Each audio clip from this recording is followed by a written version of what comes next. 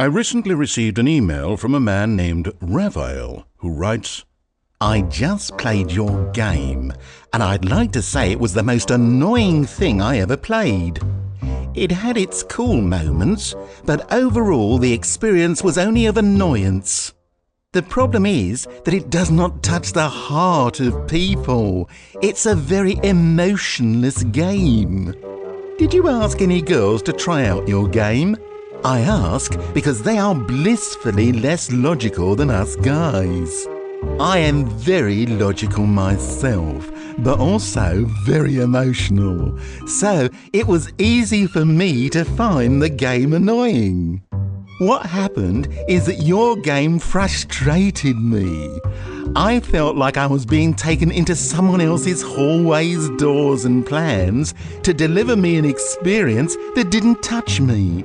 And worst of all, I had absolutely no free will in the game.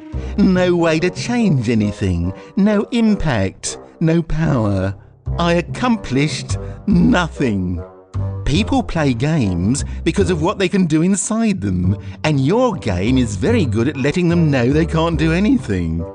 Other things I didn't like were the amount of narrator dialogue too much, and that Stanley is repeated all the time by the narrator. Overall, your game is on a good path, I think. Good luck with it, and best regards, Raphael. You know, Raphael, at first your negative response to the game devastated me. After all, I managed to squeeze so many emotions into the first game. How could a logical yet emotional person like yourself have been disappointed?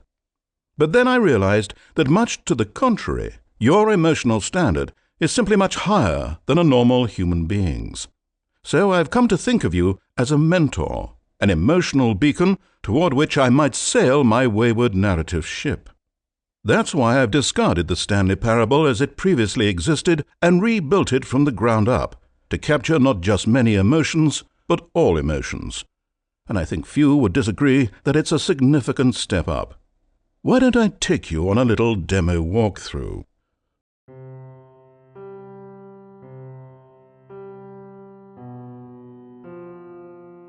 This is the story of a love samurai named Stanley.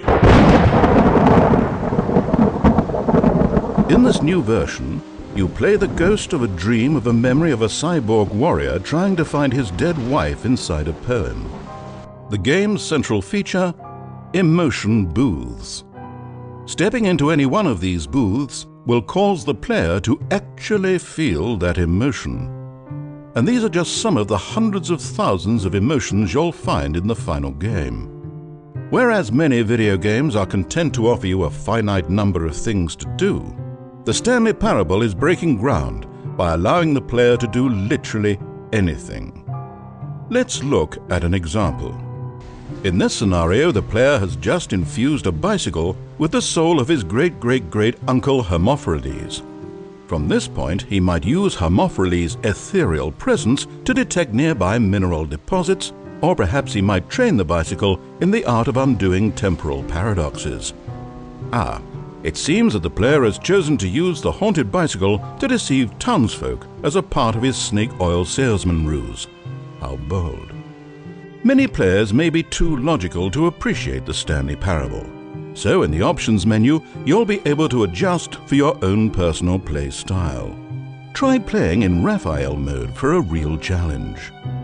Already since the beginning of this video, rave reviews for the game have been pouring in.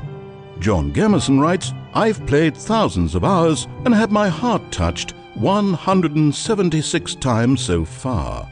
It really hurts. How do you turn that off? While a woman writes, this place has shoes. I love shoes. Oh my God. Shopping, shopping, shopping, shopping, shopping. Quests will be broken up into... It seems we've just encountered one of the game's anti-piracy measures. At random times, it will crash your computer and start deleting files, just in case you downloaded the game illegally. Well, I suppose this is as good a place as any to stop the demo. I hope I've given you something to look forward to, and I certainly hope we can continue to look to Raphael as a messiah for narrative progress.